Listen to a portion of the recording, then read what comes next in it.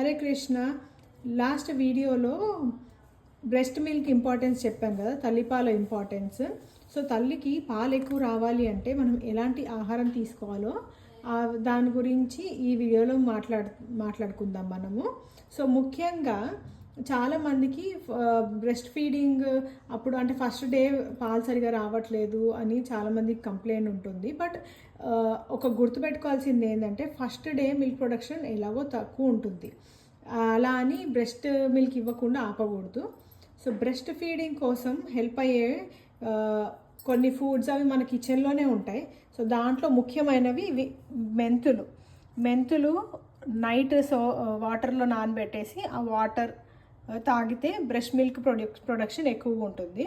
దాంతోపాటు జీలకర్ర కూడా సేమ్ అలాగే నీళ్ళలో నానబెట్టేసి ఆ జీలకర్ర వేసిన వాటర్ తాగడం వల్ల అది బ్రెస్ట్ మిల్క్ ఎక్కువ వస్తుంది. ఇంకొకటి ఏంటంటే సోంపు, ఇది సోంపు అండి. సో ఇది కూడా టేస్ట్ కూడా బాగుంటుంది. సోంపు అయితే నీళ్ళలో నానబెట్టేసి సోంపు తినేసి వాటర్ తాగేయచ్చు. ఇంకొకటి ఏంటంటే వెల్లుల్లి చాలా హెల్ప్ చేస్తుంది. అండ్ నేను పర్సనల్గా యూజ్ చేసిన ఇవన్నీ మెంతుల నీళ్ళు.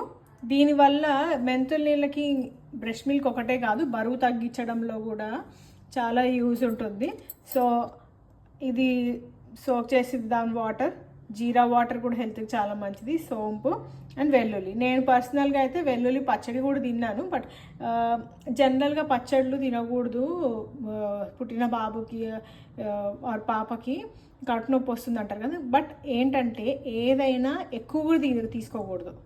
ఇది వద్దు అనడం కంటే చెప్పాల్సిన విషయం ఏంటంటే ఎక్కువగా తీసుకోకూడదు. మనం జనరల్గా ఏంటంటే ఓకే ఇది మంచిది అనేసరికి చాలా విపరీతంగా తింటూ ఉంటాం కదా. సో అలా చేయకూడదు. ఏదైనా ఇప్పుడు మెడిసిన్ అనుకోండి, దాని డోస్ ఎలా ఉంటుందో అలాగే తీసుకోవాలి కదా. సో అలాగే మనము ఇవి కూడా ఓకే ఇది మంచిది అని చాలా ఎక్కువ తినడము, అట్లాంటి పనులు చేయకూడదు. ఎంత కావాలో అంతే తినాలి. సో ఒక గ్లాస్ ఈ మెంతుల వాటర్ జీరా వాటర్ అయితే దానిది మనం రోజంతా కూడా తాగొచ్చు. సో దానికి ఏం ప్రాబ్లం లేదు. బట్ నేను పచ్చడిలో అంటే వెల్లుల్లి విషయంలో మాత్రం చెప్తున్నాను. నేను పర్సనల్గా వెల్లుల్లి పచ్చడి తిన్నాను, బట్ మరీ కడుపు నొప్పి వచ్చేంత అంత రేంజ్లో తినలేదు. ఓకే, సో ఇవన్నీ మీరు ట్రై చేయండి.